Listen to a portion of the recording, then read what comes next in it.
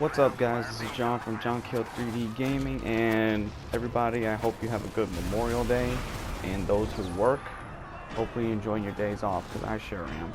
Now, I'm here to talk about a game that I never got a chance to review, because I played it a long time ago on the PS3 and the Xbox 360, but now that it's been remastered and sold with its sequel for $20, I couldn't beat it. The game I'm talking about is Prototype. I'll be eventually reviewing Prototype 2 once I sit through and go through that game and beat it, because it's good that they're releasing these games again, because now I get to finally play them again and review them and still see if they were as good as I remember.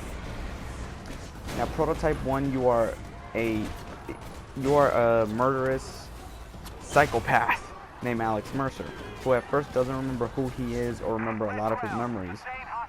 But the trade-off for your memories is incredibly ridiculous and overpowered superpowers. This guy can do, basically at the time that this game came out back in the day, this was, yeah, there was a lot of open world games like well, no, I think this game came out before GTA 4, if I remember correctly. This guy can do it all. Alex Mercer can do it all.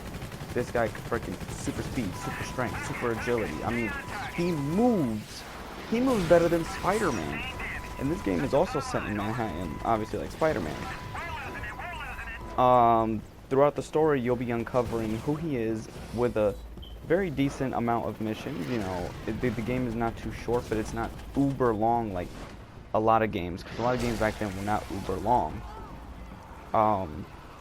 You have to go through the game and progress Alex. Because at first, you start off, yes, he's very weak and not as powerful, except for the tutorial mission, which throws you into this apocalyptic battle going on in, like, Times Square. Like, military soldiers, you, the fucking infected, the damn zombies. You're just testing out what powers you will get later in the game. Now, once Alex Mercer is jacked up with all of his superpowers, you'll be able to take this game and go run, like literally run up walls, everything.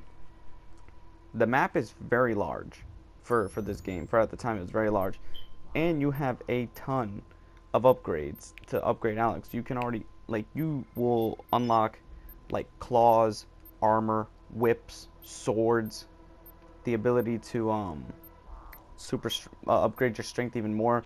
You'll be able to see who's infected. You'll be able to see what military personnel you need to absorb. And you can glide, enhance your leaps, enhance your health, and enhance what you will get later in the game, known as Devastator Attacks. You can also unlock abilities for your disguise, where you can consume people. When you consume, you not only gain health and experience, called evolution points, you can assume the identity and assume the memories of who the people are who had did this to you. Now, the memory part is cool because then it makes you stop and wonder. It makes you want to go on the hunt on who the hell can you absorb for their memories. Like, just don't normally absorb them, like absorb just for health. You can unlock the memories and go and view them in the memory webs, in the web of intrigue. And there's several different people you have to go. I mean, there's a ton of people you'd have to go after. Sometimes when I'm in a mission, I just want to stop and grab that person. I don't want to run by him. I think there's only one person who got by me. And then when you unlock absorb the person, it plays like live action mini movies, which are really well done. They're really cool looking. It makes you feel like you're in a real apocalyptic scenario. So when these memories play, you'll see the story of not only this military, who, the military in this game are assholes. They don't care even if innocents get killed. They are just dirty. You have the dirty military, you have civilians caught in the mix, and you have areas in the game where you can infiltrate, and there's parts where enemies and authority collide for power. It's like the infected and the authority can clash for power in this area. Like, you'll just run, like, in one moment the map will look peaceful, then all of a sudden you can just run a few blocks up and it's like a damn war zone. It's chaos between you, who can just fucking swipe everybody with an instance, or you can pose as, you can consume people and disguise as them and just run frantically, or you can take control of military soldiers and walk amongst their ranks. Like when you want to infiltrate a base, they have these infected devices that can, well, they have these scanners that can detect who's infected. So you only have like 5 seconds to turn off this device before they track who you are. And you can make other enemy soldiers turn on each other. Like you can make it seem like the one person's attacking you, you give them the order to kill them. They will do it. Like these guys are just fucking ridiculous on what they do to you and what they can do to the people. But the AI, yes, I can admit the AI does make stupid choices, but the game it's very challenging, because when you have to deal with the infected and the military and do your mission at the same time, you need to find which power is good for the job. Or you could just pick up a gun, play like a third-person shooter.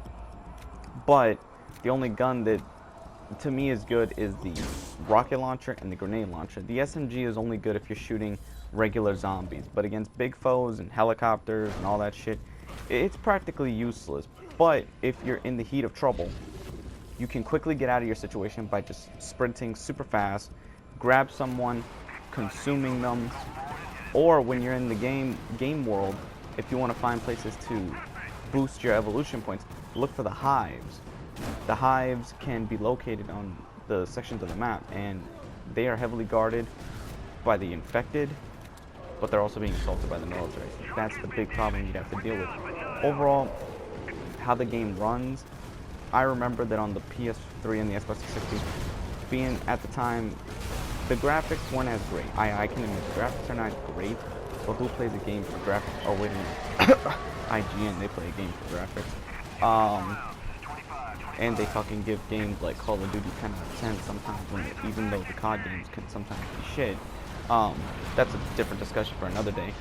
But this is basically, the game lets you do what it says you can do. You can run wild, you can do what you want, you know. It's not that linear open world. It's not like Watch Dogs where the game's constantly holding your hand. This game did not hold your hand. It gives you your tools, it gives you what your weapons are needed, it gives you everything you need, and just says, go. Just go, blow shit up and fuck things up. Plain and simple. Now the story, if I was to think about the story, it's your simple hero origin story and tale for Alex Mercer, because he does come back in the sequel. But he's not the lead character in the sequel. He plays another man, by what I remember. But this game is mainly about him. You know, people call him a monster, a terrorist, murderer, and this game allows you to embrace that. And I heard some people say, oh, this game should have had a morality system like Infamous at the time. No. Infamous has a morality system for a reason, and it fits the story. A morality system would not fit here. Alex Mercer is just meant for you to go batshit crazy, murder, slaughter, destroy.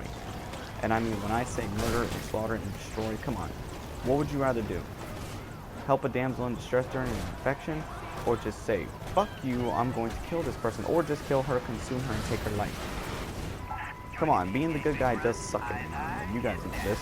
Now, this is the one game that makes you feel powerful enough that when you take down a helicopter, you feel that you take down a fucking helicopter. It's like those games where you have enemies that are in the air that are just like fucking your day up and making you feel like a piece of shit.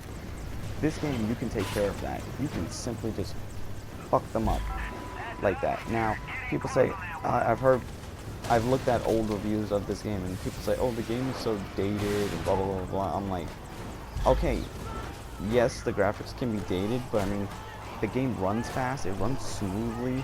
Now that it's been remastered for the PS4, I feel it's even better. I mean, I don't know what is it with this generation of games. They're starting to care more about graphics than gameplay.